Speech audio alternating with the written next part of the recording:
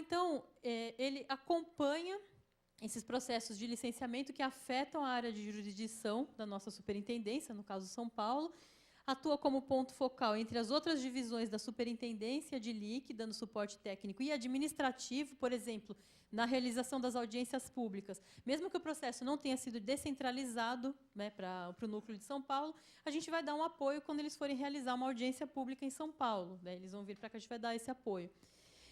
Verificar o cumprimento das condicionantes, né? Os técnicos estão aqui mais próximos do local do empreendimento, então a gente, sempre que solicitado a cargo da DILIC, a gente vai ao local verificar se as condicionantes estão sendo cumpridas, informar qualquer irregularidade, vista até por outras, pelo Cadastro Técnico Federal mesmo, enfim. O DOF aqui, que era o de origem florestal, é para destinação de madeira oriunda da autorização de supressão de vegetação, por aí vai. Acompanhar, como eu falei, audiências públicas, aí atuar conjuntamente, né, comunicar aos órgãos estaduais e outras instituições, questões do licenciamento. A gente normalmente convida também o pessoal dos órgãos estaduais, né, da CETESB, para participar. A gente faz contribuição nos pareceres, mesmo dos empreendimentos que a gente não toca, e acompanhar as legislações do Estado, que o pessoal de Brasília teria uma dificuldade de ficar se atualizando sobre todas as legislações, que podem ser mais restritivas, né, em todos os 27 estados. Então, o pessoal dos núcleos sempre avisa, olha, saiu uma portaria, uma lei estadual, a gente procura manter isso atualizado. Monitorar o andamento dos processos, responder a vários questionamentos gerais, né, referentes ao licenciamento. Ministério Público questiona muito, aí normalmente é encaminhado a Brasília para responder também. Participar em reuniões, orientar todo o público que liga para a gente, né? A pessoa não vai, às vezes, gastar o interurbano ligando para Brasília para obter uma orientação, faz uma ligação local para a superintendência mesmo de São Paulo. E a gente tem, o IBAMA tem o CISLIC, que eu vou falar rapidinho mais para frente, que é um sistema de informatizado, né, do licenciamento. A gente também atualiza esse sistema e ele é aberto, como todo processo de licenciamento é público, ele é aberto para qualquer um consultar online também. Inclusive, tem a íntegra dos pareceres, tem alguns estudos, é bastante útil para quem estiver fazendo pesquisas com isso. Alguns dados, esses não são atualizados, são de 2010, mas só para vocês terem ideia. O total de processos de licenciamento do Núcleo de Licenciamento de São Paulo, 12% dos processos de licenciamento federal do IBAMA do Brasil inteiro, em 2010, eles afetavam o estado de São Paulo. Né, um estado entre 27%, 12% dos processos, se contar aí que teve toda aquela onda de projetos na Amazônia, rodovias no Brasil inteiro, então, até que é uma quantidade alta. Quantos estão aqui em LP, LI e LO, a quantidade, mas isso é muito dinâmico. Né? Agora, dá para ter uma noção aqui mais pela quantidade que São Paulo representa no total do país. 14% em 2010 já eram conduzidos pelo próprio núcleo, e 24% tinham alguma participação do núcleo, não que fosse tocado diretamente, mas a gente acompanhava. Essa proporção deve ter aumentado agora até 2013, que a gente ainda não refez a nossa contabilidade, porque para isso tem que ter o total de Brasília, né, também, e é muita coisa. Para vocês terem uma ideia, então, em 2012, né, o final do ano passado, a gente estava com 77 processos no núcleo, sendo que 53, são esses 53 aqui do CISLIC, que eu falo, são descentralizados pela DILIC, para o Núcleo de Licenciamento de São Paulo. A gente emitiu 15 licenças para esses processos, outros já tinham licença, ou ainda não foi emitida, mas outros já tinham licença e não está numa fase só de acompanhamento. 4 referentes ao Rodoanel, que eu já vou explicar já qual a participação do IBAMA no Rodoanel, e também nas anuências que a gente tem que dar para a supressão de Mata Atlântica, que eu vou falar já também. A gente teve, então, essa produção aqui. E colaboração com a DILIC em outros processos, que aqui eu posso mostrar. Serra do Cafezal, que é um processo que está vindo também para o Núcleo de Licenciamento de São Paulo, agora que já saiu a licença e vai ser tocado por nós. Umas linhas de transmissão da Copel, né, Companhia de Energia do Paraná, que tem aqui no interior, e a gente colaborou também acompanhando um gasoduto. Aqui só mostrando para vocês a cara aqui, basicamente, do CISLIC, que é ibama.gov.br/licenciamento. Tá? Desculpa que não apareceu aqui em cima, mas é ibama.gov.br/licenciamento. Qualquer cidadão pode entrar no CISLIC, vai aparecer aqui você selecionando consulta. ele vai aparecer aqui para você fazer a pesquisa. Então, você pode pesquisar, por exemplo, por tipologia, selecionando o estado aqui, São Paulo. Ó, LO, você pode querer ver só o que tem LO, LP, LI, né, o tipo de licença. Aqui um exemplo, o que aparece quando você consegue chegar a um dos processos. Por exemplo, a rodovia, se eu tivesse selecionado aqui, né, tipologia, rodovia no estado de São Paulo, ia aparecer BR-116, entre São Paulo e Paraná, nesse trecho. Porque ela tem um processo de licenciamento para os outros trechos, né, para cada trecho. Ela aparece aqui, essa série de documentos do processo, quando você seleciona, eles estão disponíveis aqui online, está vendo? Abrir. Então, a pessoa pode ter acesso a relatórios de vistoria, a solicitações de licença, parecer técnico. Né? É bem interessante e é uma maneira de disponibilizar um processo que é público para toda a sociedade. Isso ajuda, inclusive, assim, às vezes a gente recebe questionamento do Ministério Público que se a pessoa entrasse, né, o funcionário do Ministério conseguiria acessar, ter a íntegra do parecer até mais rapidamente do que escrevendo para a gente manda, mas a gente avisa aqui. Bom, fora o licenciamento federal próprio nosso, que, desculpe, eu passei rápido aqui, tanto pelo tempo, como por ser, né, essa parte que vocês viram, bem comum com o que é feito em São Paulo e tal, são as mesmas normas, a gente participa em obras que são competências dos órgãos estaduais, em duas situações. Na anuência de supressão de vegetação, que no IBAMA-SED, essa anuência ela é dada pela diretoria de Flora, né, DBFLO. Qual a base legal para essa anuência? O órgão estadual vai ter o seu empreendimento licenciado pelo órgão estadual e ele tem que emitir, como foi falado, né, pela Adriana, a doutora Adriana, autorizações de supressão de vegetação. Devido à Lei da Mata Atlântica, né, que é a 11.428, regulamentada pelo decreto, né, 660, tem uma instrução normativa do IBAMA, que é a 05. Então, o que determina essa instrução, né, essas leis? Em caso de supressão de vegetação em Mata Atlântica, em área rural, a área a ser suprimida maior ou igual a 40 hectares, e em áreas urbanas, uma área de Mata Atlântica maior ou igual a 3 hectares, em estágio médio ou avançado de regeneração, né, não é estágio inicial, é estágio médio e avançado, essas áreas, esses quantitativos a ser suprimidos de Mata Atlântica, o que acontece? O IBAMA tem que dar uma anuência para o órgão estadual emitir essa autorização de supressão, como se a gente fizesse uma gestão do bioma, porque isso não é feito só em São Paulo, em todos os estados onde tem Mata Atlântica. Só que o contato do empreendedor é todo com o órgão licenciador, que no caso, é a CETESB, né? Então, de São Paulo, todo envio de documentação, tudo isso que deve seguir os trâmites da IN 05, tudo isso é feito com o empreendedor. O IBAMA tem a sua função, mas o órgão licenciador, fica bem claro, só pode ter um órgão federal, um ente, né, federativo licenciando, tudo vai ser feito pelo OEMA. Os técnicos emitem o parecer, né, o do IBAMA, esse parecer vai embasar a anuência e ela é assinada pelo superintendente do IBAMA em cada estado. Não é como a licença, a LP, LI, LO do IBAMA, mesmo que o processo seja tocado na superintendência, pelo núcleo de licenciamento, quem assina, a gente é subordinado à DILIC, tecnicamente. Quem assina a licença é o presidente do IBAMA. Tá? A gente viu, assim, até algum tempo atrás, alguns estados, superintendente querendo assinar licença de instalação, licença prévia, isso não existe. Agora, a anuência, sim, ela é feita, assinada pelo superintendente do IBAMA em cada estado, para embasar, porque quem vai emitir a autorização de supressão é o órgão estadual, então pode ser uma coisa feita no âmbito do Estado. Como exemplo, até o final de 2012, o Núcleo de Licenciamento de São Paulo participou em 20 processos de anuência. Né? Desses 20, alguns ainda estão em andamento, a gente está ainda analisando, alguns terminaram, e foram emitidas 6 anuências. Alguns também não foi emitido anuência porque também foi indeferido, né? Mas a maioria está aqui. E outra atribuição do IBAMA, para concluir rapidamente aqui, outra atribuição que o IBAMA também participa, né, no licenciamento, sem ser nos próprios processos, no caso de São Paulo, no Rodoanel, existe uma decisão judicial que o IBAMA participa do Rodoanel Mário Covas. A gente tem que fazer o seguinte, cada licença que é o órgão licenciador, que é a CETESB, só pode ter um, né? Igual aquele filme Highlander, só pode haver um.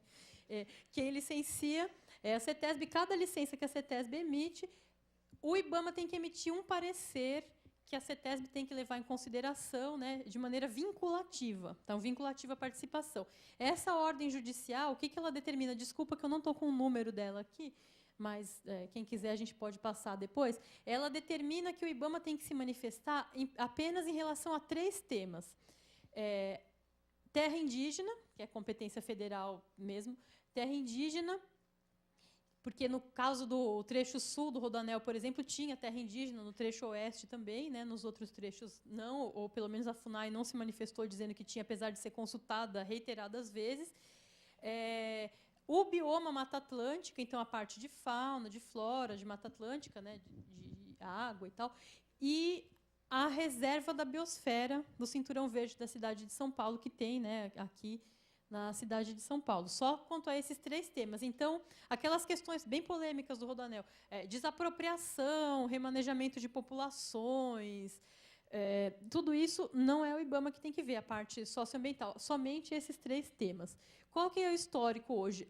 Atualmente, o trecho oeste, o trecho sul já tem a licença e está em operação, a gente passa por ele, talvez muitos de vocês tenham passado por ele, está com a licença de operação emitida, com a participação do Núcleo de Licenciamento de São Paulo. A gente tem acompanhado as condicionantes dos PBAs, ver quais estão em atendimento. Teve algumas multas que foram dadas, os nossos técnicos ainda têm demanda de ir lá responder os questionamentos dessa multa e tal. Mas, enfim, ele está operando, a gente está acompanhando o cumprimento das condicionantes de LO. O trecho oeste também está com a LO emitida, a gente está avaliando e acompanhando a execução de algumas ações específicas de recuperação dos passivos ambientais, tem alguns passivos que ainda estão para ser cumpridos, e do cumprimento das condicionantes dos PBAs. E o que está acontecendo mais atual mesmo no momento é que o trecho norte e o leste, que a gente vai ver em seguida, ambos estão em obras no momento, né? Ambos estão com a licença prévia emitida, e a licença de instalação e anuências do trecho norte foram emitidas para o trecho denominado prioridade 1. O que acontece? Durante a instalação, rapidinho aqui, o trecho norte já é uma subdivisão do Rodoanel para os tamanhos de obra que o IBAMA costuma licenciar, já é uma obra pequena, mas por uma questão de cronograma executivo de obras, tal, eles foram subdivididos. Então, o trecho norte foi dividido no que eles chamaram de prioridade 1 e prioridade 2, prioridade 3, de acordo com características, por exemplo, túneis, não são áreas contínuas uma da outra, assim, é o que demoraria mais tempo para ficar pronto, então tinha que começar antes as obras para dar tempo de inaugurar tudo ao mesmo tempo. E aí, para cada uma delas, teria que ser feita uma licença. E cada vez que faz uma licença, é um parecer do IBAMA. Aí, eles, felizmente, atualmente, eles juntaram as prioridades 2 e 3, o empreendedor é a DERSA, e está em análise, né, no núcleo de licenciamento, a nossa participação para a prioridade 2 e 3, e a futura anuência de supressão também. E tem muito questionamento da sociedade civil organizada, até da própria reserva da biosfera, apesar de participar com a gente do licenciamento, eles também estão questionando, enfim, em plena fase de licença de instalação, qual é o traçado, sendo que o traçado já foi definido na fase de licença prévia.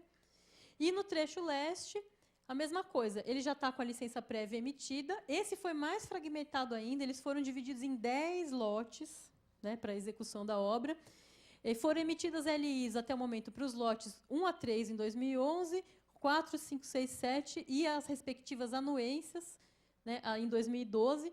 Os trechos 1 a 3 aqui, os lotes 1 a 3, não tinham anuência, alguns deles não tinham supressão de vegetação, o um era dentro de um trevo, o outro era um túnel, não tinha supressão tão grande.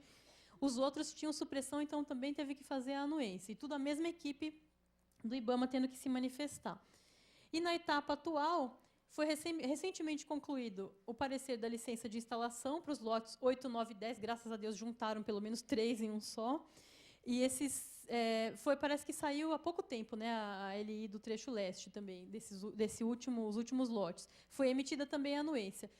para fazer tudo isso, a gente faz vistorias conjuntas, né? Só para dar um exemplo, que é o mais recente aqui, nos outros eu não coloquei, lógico, todas as vistorias, mas só esse ano a gente fez vistoria em fevereiro, março e abril, as frentes de supressão aqui, de onde foram as anuências emitidas. Aí a gente foi os locais, né, principalmente o lote 5 aqui, onde estava com a frente de supressão de vegetação ativa, ver se as nossas condicionantes estavam sendo atendidas. Então, o IBAMA tem esse papel também de acompanhar, nesse caso, por uma demanda judicial, né? A gente espera que, assim que sair a licença de operação, a gente não precisa mais se manifestar e o acompanhamento da operação vai ficar por conta do órgão licenciador, que é a CETESB. Mas, então, gente, basicamente, o papel do IBAMA, esses são os seus próprios licenciamentos, e também tem essa participação supletiva ou por ordem judicial nos licenciamentos feitos pelo Estado, e tem as anuências, né, que a gente também participa seguindo a Instrução Normativa 5. Ah, era isso. Desculpa a acelerada aqui agora no final. É isso. Obrigada.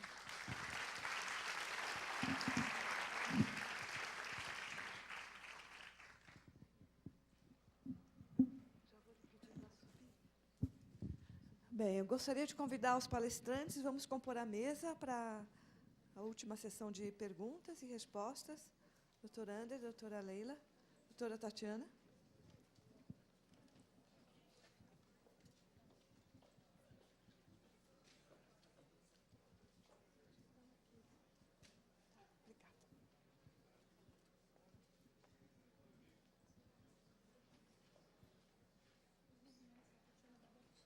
Pois é.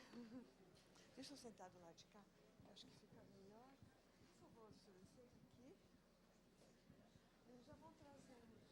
Tem um microfone, mais um.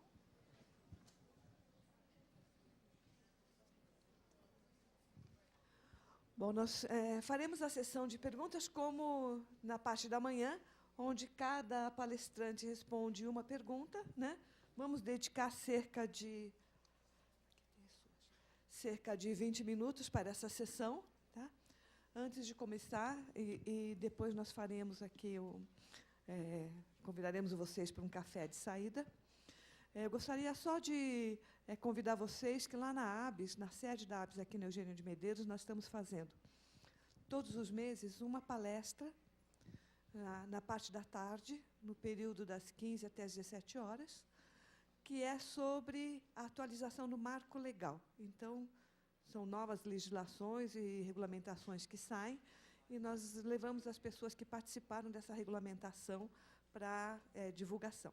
Já fizemos uma palestra sobre o uso de algicidas, sobre a política nacional, estadual de resíduos sólidos e o desafio da logística reversa, e a próxima será sobre os novos padrões de qualidade do ar. Então, eu gostaria de convidar primeiro doutor.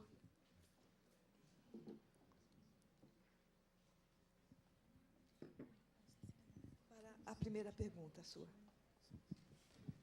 Respondo a primeira ou respondo as três? Elas estão encadeadas. Né? Estão encadeadas? São. Se estão encadeadas e puder reuni-las e responder de uma vez. Eu acho que é mais fácil responder as três perguntas. Perfeito. A primeira pergunta é: em quais os casos de licenciamento ambiental o IFAM atua? Em todos. Por que em todos? Exatamente pelo exemplo que eu dei. O licenciamento ambiental, no caso do IFAM, envolve os seguintes bens acautelados: os bens tombados, os bens imateriais registrados, os bens ferroviários valorados e os bens arqueológicos. Desse conjunto de 4 tipos de bens, categorias de bens, 3 nós declaramos valor. Como eu expliquei, nós dizemos estes têm valor. O quarto, que são os bens, o quarto caso, que são dos bens arqueológicos, nós temos que pesquisar, porque eles estão, por princípio, abaixo da terra, na grande maioria das vezes. Portanto, em todo tipo de licenciamento, o IFAM deverá se manifestar. Quando que ele se manifesta? Quando o órgão licenciador, seja ele municipal, estadual ou federal, o IBAMA, solicita a manifestação do IFAM. Isso tem 2 desdobramentos. O primeiro desdobramento que nós vimos na palestra anterior, ou seja, o que foi apresentado aqui para o IBAMA vale, guardadas as devidas proporções, para o IFAM. Porque nós respondemos a um órgão licenciador, repito, seja ele municipal, estadual ou o órgão federal. Isso significa, para que vocês tenham uma ideia, que, quando comparado ao IBAMA, nós temos muito, em número de quantidade mesmo, muito mais processos, porque o IFAM, portanto, responde ao município de São Paulo e licencia os empreendimentos que estão sob responsabilidade do município, os do Estado de São Paulo e todos aqueles que envolvem, dependendo da situação, ou área indígena, área quilombola, o uso de terras no mar, mais de um Estado, todos aqueles casos. Isso nos dá uma responsabilidade muito grande, mas a resposta é essa, então. Em quais casos a questão fundamental nós temos que ser questionados. Quando não questionados, nós não nos manifestamos e, em geral, essa obra será embargada ou pelo próprio IFAM ou pelo Ministério Público, federal ou estadual. Na sequência, como compatibilizar os prazos de emissão de pareceres do IFAM com os prazos de licenciamento ambiental? Essa é a maior dificuldade. A tentativa da Portaria Interministerial 419 foi de definir os prazos. Ela definiu os prazos. Um dos prazos o IFAM tem 15 dias para se manifestar sobre termo de referência, 30 dias sobre o estudo socioambiental e até 60 dias. Isso hoje é impossível. Se vocês, para terem uma ideia de comparação, vejam que eu disse que, além do IBAMA, nós licenciamos estados e municípios. Só para pegar o IBAMA, a DILIC, que é a minha, vamos dizer assim, companheira de situação, a nossa colega em Brasília, a DILIC, em 2012, no meio do ano de 2012, tinha, na DILIC, 380 analistas. O IFAM, na mesma época, o IFAM nacional, ou seja, Brasília mais 27 superintendências, naquele momento, tinha 38 técnicos, 10%. Ou seja, com 10%, com uma força de trabalho de 10%, é claro que nós não vamos conseguir respeitar e analisar, por mais bem instruído que seja, um processo em 15 dias. E a última questão, a quantidade de técnicos disponíveis hoje no IFAM, não posso responder pelos outros, são os maiores vilões hoje para os processos de licenciamento. Se sim, o que está sendo feito para resolver o problema. Eu não me considero vilão. Vilão é a Cláudia Raia na novela das 8. Nós temos um esforço, estamos em meio a um esforço gigantesco, acreditem, de superar as dificuldades. É claro que é interesse da instituição aumentar o seu quadro funcional, o seu quadro de técnicos. Estamos trabalhando para isso. E, aí a boa notícia, em função dos atrasos e das dificuldades de licenciamento, a gente está conseguindo fazer com que a Esplanada dos Ministérios reconheça a necessidade de realizar um concurso efetivo para a instituição, o quanto antes, e está liberando um concurso de técnicos, arqueólogos, emergencial para esses dias. Então, isso vai nos permitir, pelo menos, passar de 38 para 100 técnicos atendendo o Brasil. Eu vou juntar duas perguntas de resposta mais rápida aqui. Tá dando para ouvir? Bom, o César Scagliante perguntou qual a plataforma usada no sistema de consulta do IBAMA dos processos pelo usuário cidadão. Se é isso que ele está perguntando, eu sei que o sistema, o SysLeak, funciona melhor com aquele navegador, o Mozilla, o que a gente usa lá. Eu não sei se ele estava me perguntando sobre qual é o tipo de programação usada, o banco de dados, isso eu não sei. E uma notícia boa é que esse sistema está para incluir, em pouco tempo, a parte geográfica também, mapeamento e tal. E outra pergunta que dá para responder rápido também: como fica a geração do DOF, documento de origem florestal, para a rodovia que não explora madeira comercialmente? O e-mail da Letícia, Hotmail aqui. Enfim, Na verdade, o empreendedor tem que se responsabilizar pelo destino do material que ele fizer a supressão de vegetação, independente se ele usa ou não comercialmente, né? Ele vai ter que obter a autorização de supressão e vai ter que providenciar o destino adequado àquele material. Ele pode vender ou doar aquele material, ele não utiliza comercialmente, normalmente eles doam, né, para alguém, a pessoa paga o frete e vai lá e ganha aquela madeira. É o que a gente vê, porque é difícil realmente que uma rodovia explore a madeira comercialmente. Uma parte muito pequena pode ser usada nas próprias obras, né? Mas é destinado normalmente por doação ou alguém que resolva ficar com aquele material. Eu também tentei fazer bloquinhos aqui. Tem bloco travessia, que é o primeiro. Tem uma pergunta do Vitor, da Sabesp. No caso de uma travessia aérea de tubulação de esgoto, que pelo estudo hidrológico está acima do nível de cheio, é necessário outorga ou cadastro. O que poderia impedir essa outorga? Se ela é existente, é cadastro. Se ela é nova, vai ser construída, é uma outorga. O que pode impedir, essa é a mais simples das outorgas que existe, porque realmente é o cálculo naquela seção da vazão de cheia. Atende ou não atende?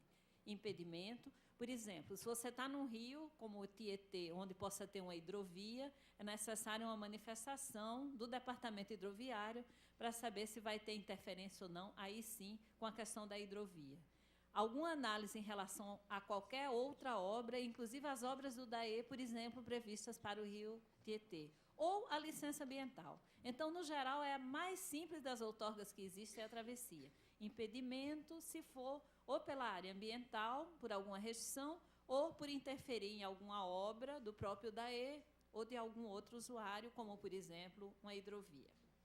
A outra pergunta sobre travessia é do Guilherme, da Secretaria da Habitação de Guarulhos. No caso de ter que executar uma travessia, precisarei de uma outorga de travessia e da intervenção em APP da CETESB. Com o novo sistema informatizado, como conseguirei dar entrada sem o protocolo de intervenção em APP? Já que, pelaquela apresentação que a gente fez, existe a necessidade da outorga para conseguir dar entrada em APP.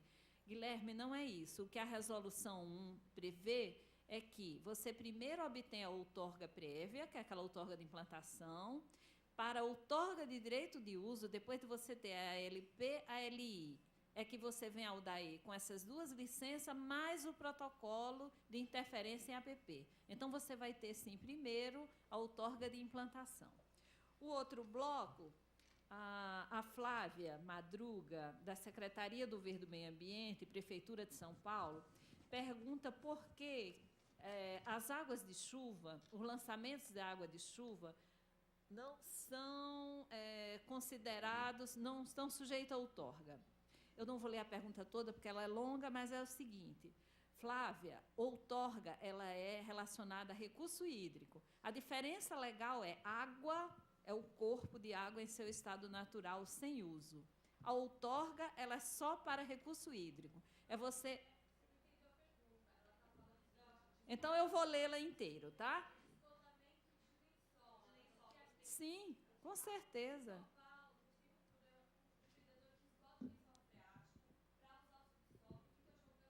Eu vou explicar isso mesmo. A pergunta é essa, eu entendi. A gente responde a isso quase que semanalmente.